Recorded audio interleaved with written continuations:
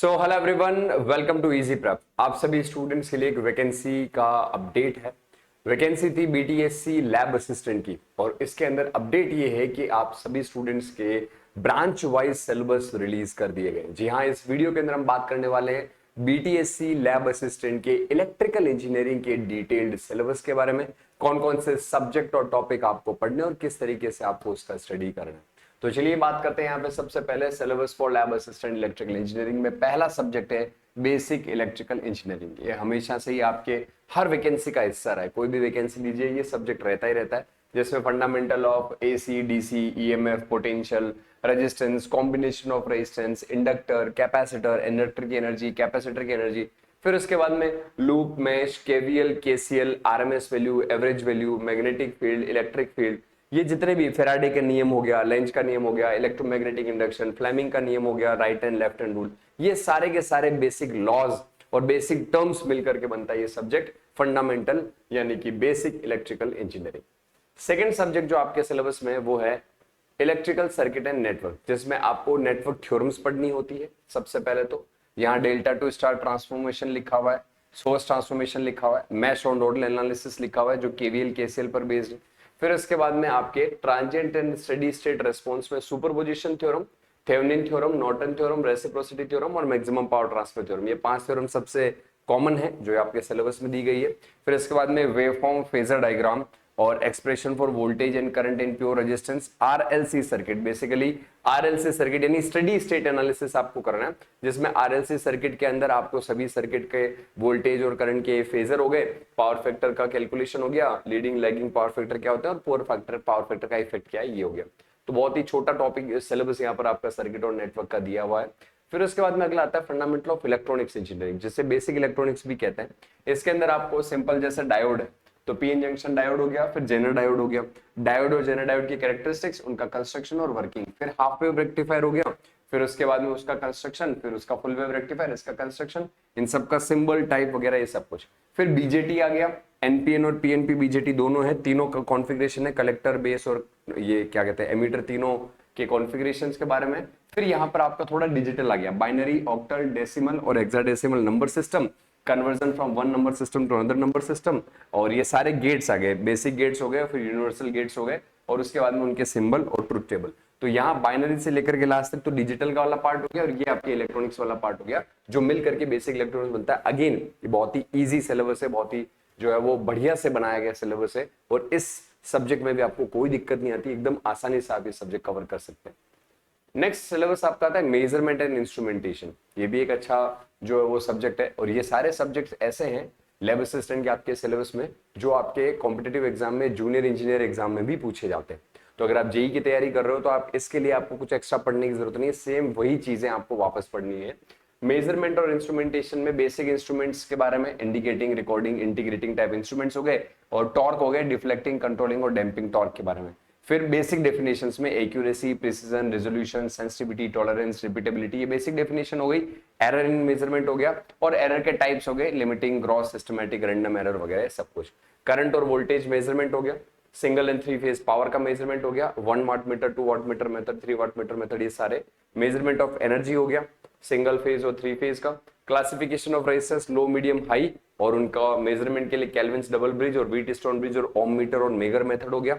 Earth resistance हो गया, inductance के मेजरमेंट के मेथड के हैं एंडरसन ब्रिज, कैपेसिटेंस के मेजरमेंट के लिए शेयरिंग ब्रिज, और फ्रीक्वेंसी के लिए वीन्स ब्रिज। मतलब एक एक ब्रिज आपको पढ़ना है, हालांकि होते तो दो दो तीन तीन है, मगर सिलेबस में एक एक लिखा है। सीआरओ पढ़ना है और कॉन्सेप्ट ऑफ सिंक्रोनोस्कोप लिखना है। इसके बाद बात करें यहाँ पर सिलेबस में 5वें टॉपिक की, यह है मशीन और ट्रांसफॉर्मर। अब मशीन एंड ट्रांसफॉर्मर में आपको यहाँ पर डीसी जनरेटर, ये बेसिकली आपके डीसी मशीन और ट्रांसफॉर्मर का पूरा डिटेल सिलेबस यहाँ पर मेंशन किया गया। इसके अंदर अगर अपन बात करें, कंस्ट्रक्शन, वर्किंग प्रिंसिपल हो गया डीसी जनरेटर का, उसका ईएमएफ इक्वेशन, लॉसेस, एफिशिएंसी, और इसके बाद में डीसी मोटर का कंस्ट्रक्शन, वर्किंग प्रिंसिपल, उसकी ईएमएफ इक्वेशन, उसके अंदर लॉसेस और एफिशिएंसी, ये साथ में ही पढ़े जाते हैं, अलग अलग नहीं पढ़े जाते हैं। फिर इसके बाद में स्पीड कंट्रोल के type, construction and working principle of single phase transformer. मतलब यहाँ पर आपको construction, EMF equation, working principle और ये लॉसेस और एफिशिएंसी, जनरेटर मोटर दोनों का पढ़ना है, और सिर्फ स्पीड कंट्रोल मेथड पढ़ना है डीसी का। स्टार्टिंग मेथड, ब्रेकिंग वगैरह ये सब सिलेबस में नहीं दिया। फिर उसके बाद में ट्रांसफॉर्मर आ जाता है, सिंगल फेज ट्रांसफॉर्मर, उसका ईएमएफ इक्वेशन, उसके बाद में उसमें लॉसेस और efficiency, concept of three phase transformer, instrument transformer, welding transformer, grounding transformer और आइसोलेशन ट्रांसफॉर्मर। यानी ट्रांसफॉर्मर का भी सिर्फ इंट्रोडक्शन नहीं दिया, single phase transformer, three phase transformer का इंट्रोडक्शन और टाइप्स ऑफ ट्रांसफॉर्मर यहां पर दिए गए, यानी ट्रांसफॉर्मर को भी डेप्थ में आपको नहीं दिया गया। फिर आता है पावर सिस्टम वाला पार्ट। पावर सिस्टम वाले पार्ट में मल्टीपल पोर्शन होते हैं। तो पहला पोर्शन है जनरेशन, ट्रांसमिशन, डिस्ट्रीब्यूशन, इसका एक साथ अलग अलग पावर प्लांट दिए हुए हैं, हाइड्रो हो गया, न्यूक्लियर हो गया, थर्मल हो गया और बस इतना से लिखा हुआ, तीन ही power plant, renewable, non renewable में।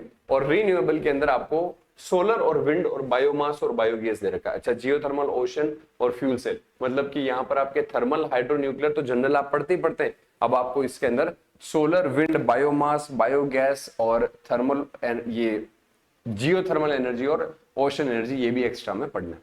ज्यादा दिक्कत नहीं, छोटे छोटे पावर प्लांट से इसमें कुछ खास समस्या नहीं आएगी।